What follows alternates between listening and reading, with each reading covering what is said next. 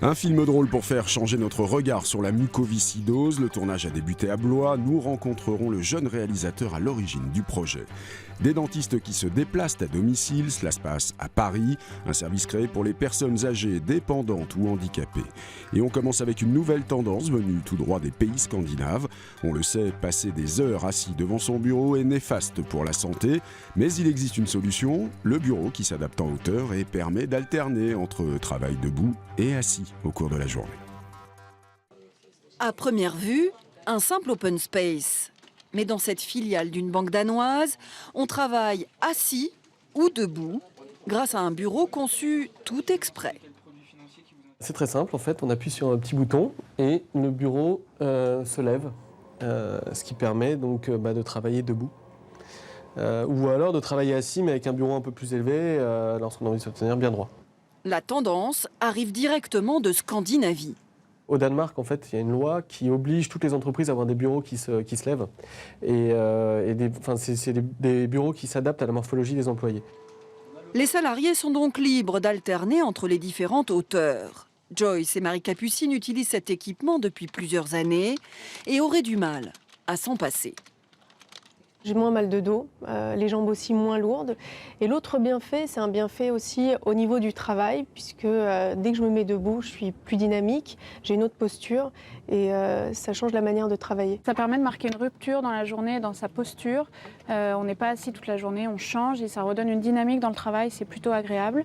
Ne pas rester assis même au travail, voilà donc la meilleure manière de prendre soin de soi. Il faut dire que la sédentarité ferait plus de morts que la cigarette. De nombreuses études pointent du doigt les effets néfastes d'une position trop statique. Avant, on disait simplement aux gens, il faut simplement bouger. Et maintenant, c'est la position assise qui a un effet indépendant. C'est-à-dire que si vous faites du sport et que tout le reste de la journée, vous êtes assis, eh bien, vous avez moins de bénéfices que si vous faites du sport et que vous faites attention à votre position assise. Donc, c'est très, très net. La sédentarité, on sait que 3 heures par jour devant les écrans, eh bien, ça augmente le risque de cancer. Par exemple, plusieurs études l'ont montré, oui.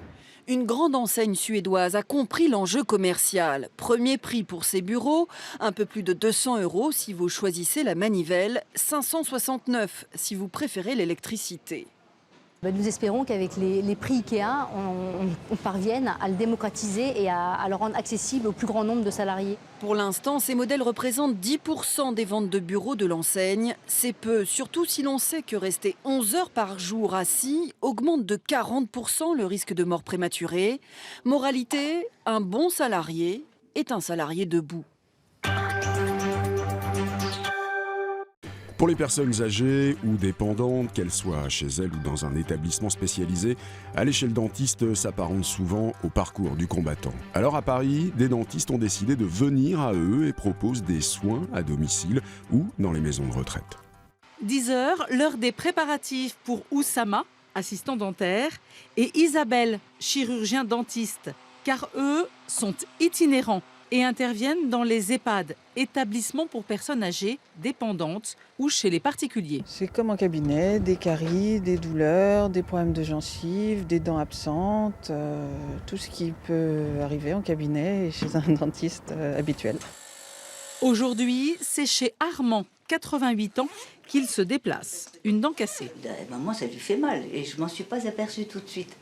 Dépendant depuis une vingtaine d'années, aller chez le dentiste, c'était pour lui et sa femme un parcours du combattant.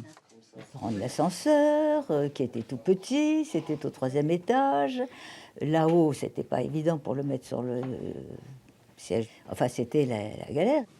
Et en quelques minutes, un cabinet dentaire s'improvise. Tout y est, même la fraise.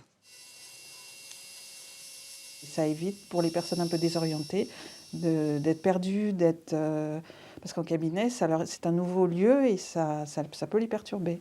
Si Armand est soigné à la maison, c'est en fait grâce à sa fille, médecin, qui a créé il y a plus de 2 ans ce service, qui compte aujourd'hui 2500 patients en Île-de-France. 8 dentistes libéraux interviennent un jour par semaine avec tact et délicatesse auprès de cette clientèle fragile.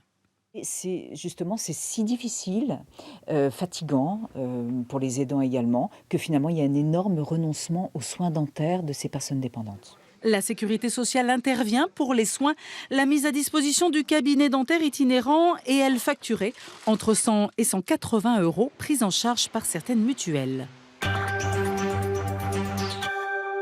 Parler de la mucoviscidose avec humour pour sensibiliser le public. C'est le pari que s'est lancé Mathieu Grillon, un jeune humoriste qui tourne actuellement à Blois un long métrage traitant de cette maladie qui touche près de 6000 personnes en France.